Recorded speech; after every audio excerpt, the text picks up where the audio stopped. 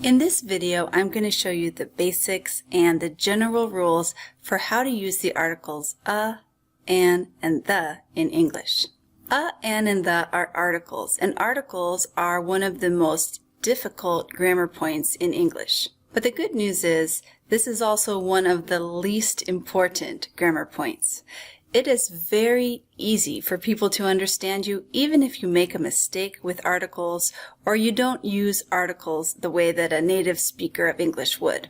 So, as I said, I will show you in this video the basics of how to use these words. I'm going to show you the general rules so that you can get it right most of the time. In my next video on articles, I'm going to show you some fixed expressions, some special situations, and some exceptions, some of the finer points of how to use articles. But let's get started here with some of the general rules so that you can get it right most of the time. So, and the are articles, and we use articles in front of a noun or a noun phrase. And just to review, a noun is a person, place, thing, animal, or idea. So we only use an article in front of one of these things, a noun or a noun phrase. So just to review really quickly, here is our article, and our noun, girl, or the girls, or the cafeteria, a wild imagination. Before we can go on too much more to talk about articles, we have to talk about something really important about nouns. So we think about nouns in two ways. Nouns can be count nouns or non-count nouns.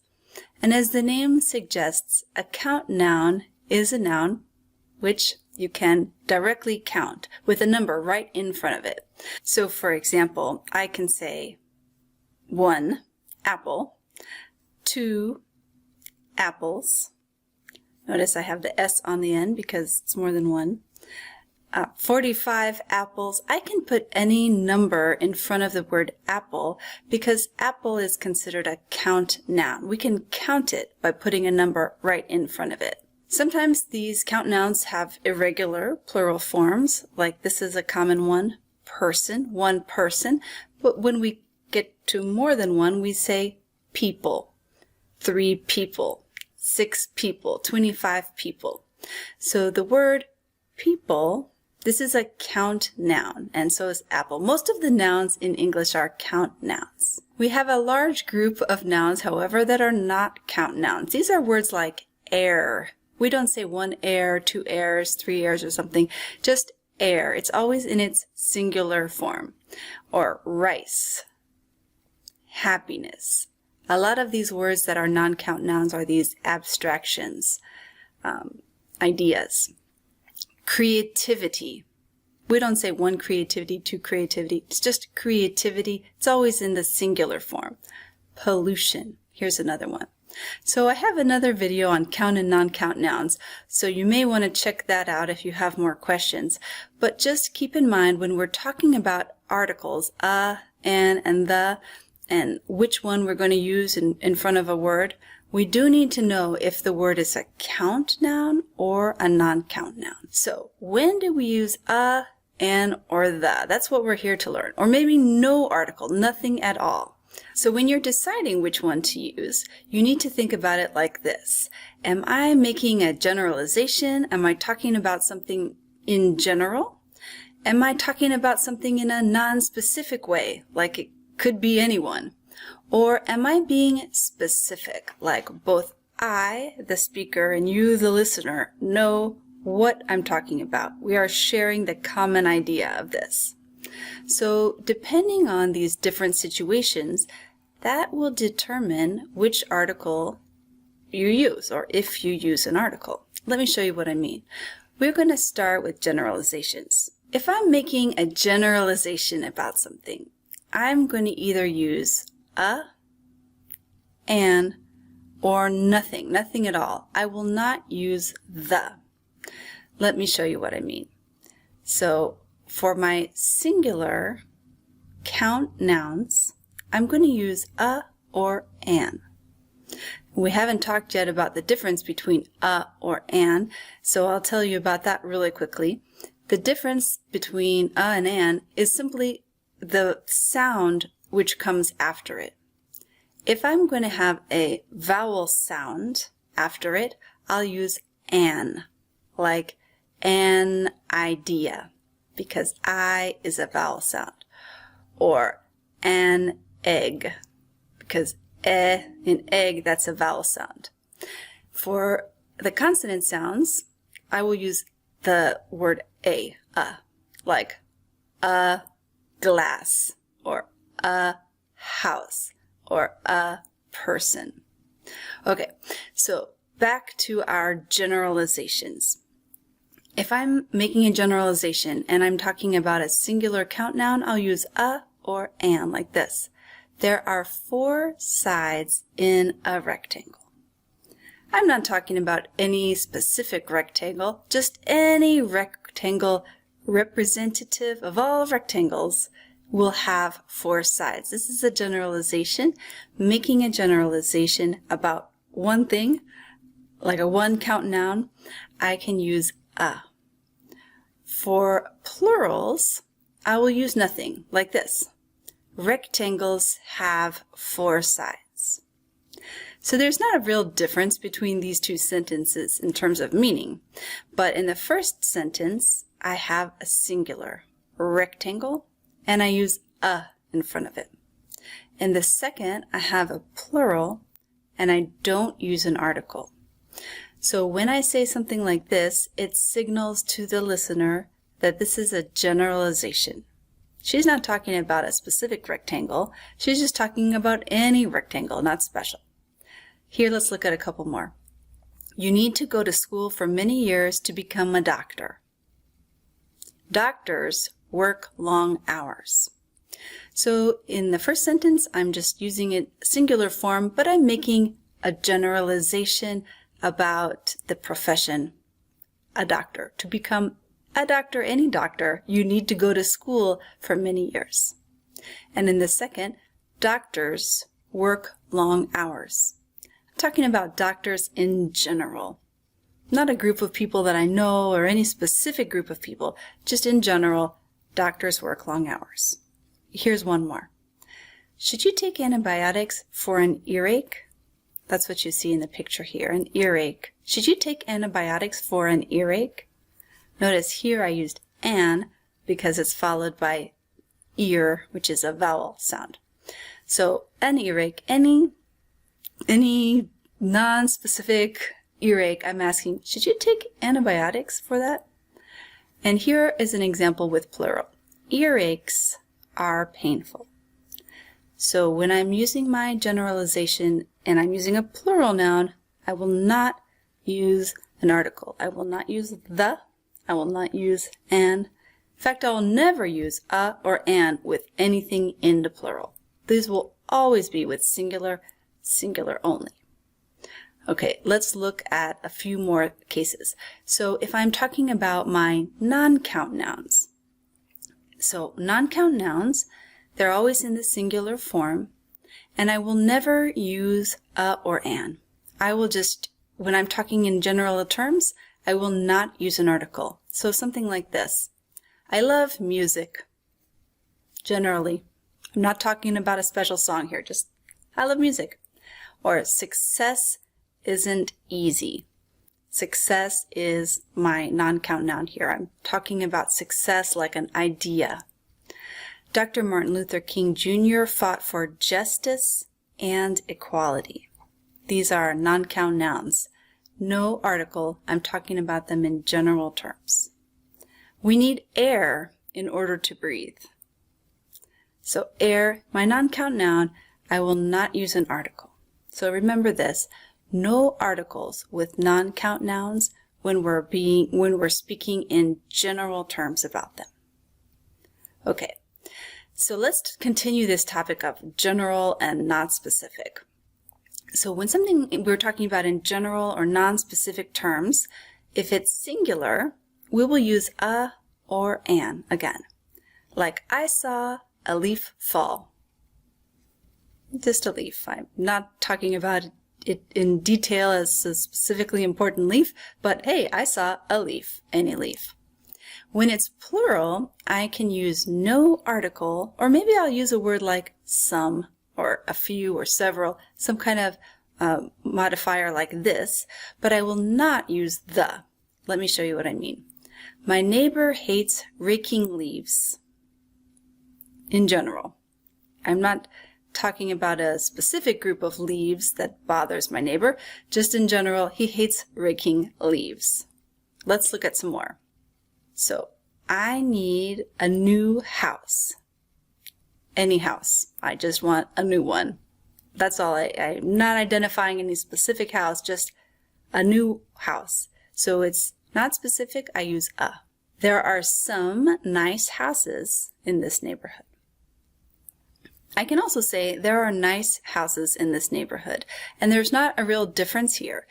The difference is the sentence with some, there are some nice houses, is that I just felt like including the information that there is more than one, but that same information is included in the second sentence because it's in plural. There are nice houses in this neighborhood.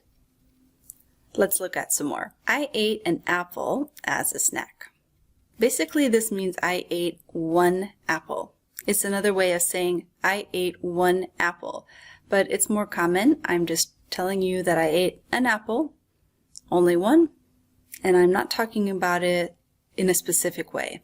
Like me, the speaker, and you, the listener, are not thinking about the same red apple that I got from the store or something.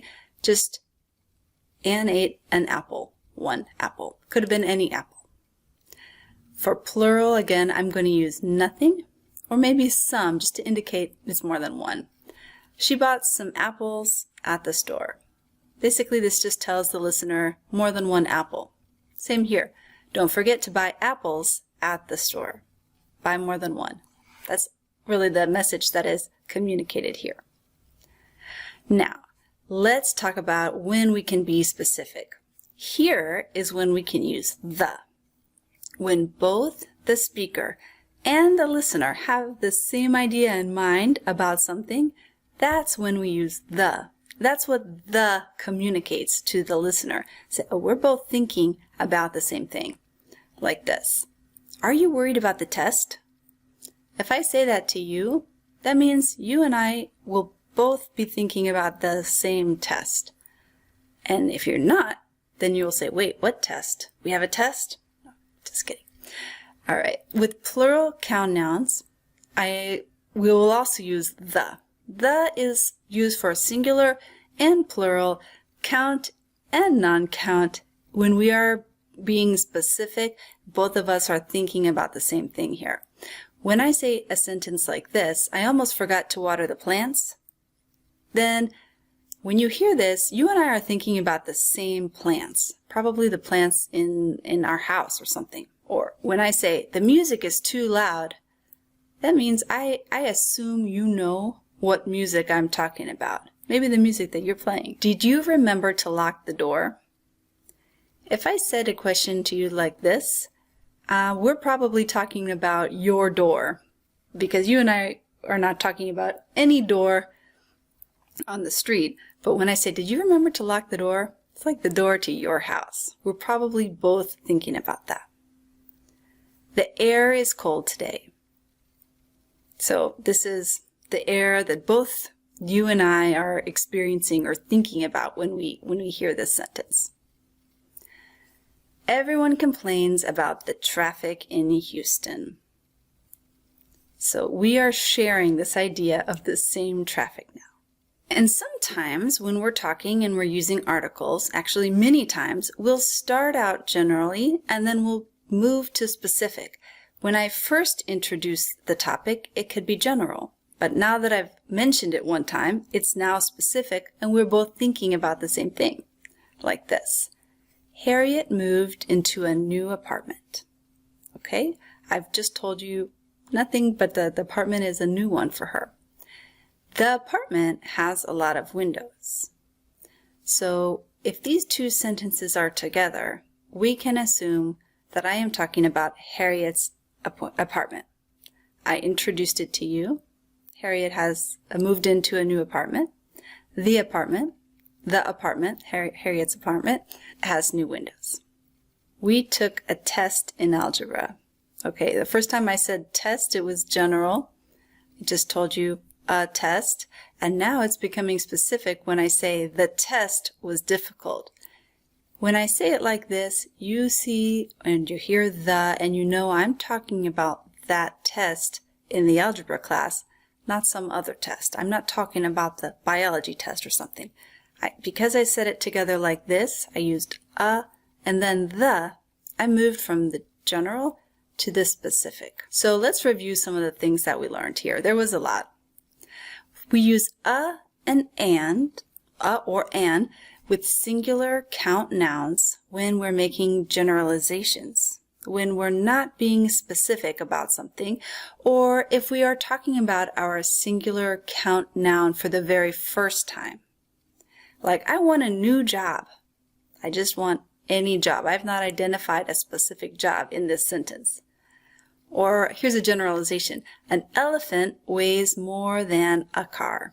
I'm just saying an elephant, representative of any elephant. A car could be any car. Generalization. I'd love to take a vacation. I have not been specific here, just any vacation. That's what I'm saying when I say it like this. Let's look at some more points. So the difference between a and an is the sound that follows it, the vowel sound. So an egg, is a vowel sound. An hour, look at this. So it actually starts with the letter H, but that H is silent in English. So the first sound is hour. Hour is a vowel sound, hour. So an hour. An idea. We'll use an when we have a vowel sound because it would be difficult to say a egg. Just that's why. An egg. An hour. An idea. When I have a consonant sound, I'll use a. A car. A school. A good place to eat. I don't use any article when I'm making a generalization about non-count nouns. So like this, I think English is hard. No, grammar is easy. English is a non-count noun. Grammar is a non-count noun. I'm making generalizations about this, and so I will not use an article. And I don't use an article when I'm talking in general terms about count nouns, like this. Dogs are friendlier than cats. Birds don't make good pets. So dogs, cats, birds, pets. I'm talking about these in general, not any specific animal here, just in general, like as a general group. So I will not use an article. We can use expressions like some, a few, several, when we want to talk about our plural nouns, and just to indicate that there's more than one. So like, I heard some dogs barking last night. The point here is I heard more than one, but I'm not being specific about which dogs I'm not identifying which dogs I heard. Or we planted some new flowers. The idea here is more than one. When we are being specific, we will use the for a singular, for plural, for count, for non-count, and this use of the assumes that the speaker and listener are thinking about the same thing here. So let's look at the contrast. I heard a dog barking. Any dog, I don't know. Did you feed the dog?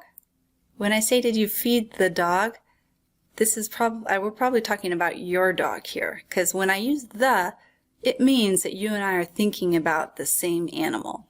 Fruit is good for you. Fruit in general. The fruit at Kingmas Market is always fresh. In the first example, I'm just talking about fruit in general terms. And in the second one, I want to be specific about the fruit at this specific store. How about the examples where we mention something the first time and then we become more specific? I heard a voice. Okay, first time I'm telling you, you and I are not thinking about the same thing, so I will use a on my first introduction to you. I heard a voice. The voice that I just told you about, now we're thinking about the same thing. The voice sounded like my grandmother. I had a strange dream. In the dream I just introduced to you, now we're thinking about the same thing, my grandmother gave me a message.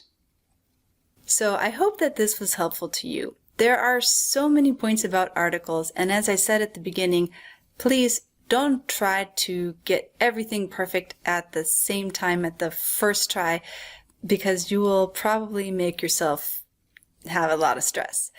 Articles are not one of the most important things to know in English, but this video with some general rules is a good place to start. So if you'd like to keep learning about articles, check out my next video. I'm going to tell you about articles and how to use them when we're talking about places and things around us. And if this is helpful to you, consider subscribing and checking out some of our other videos. We have new videos every week. Thanks so much. Bye-bye.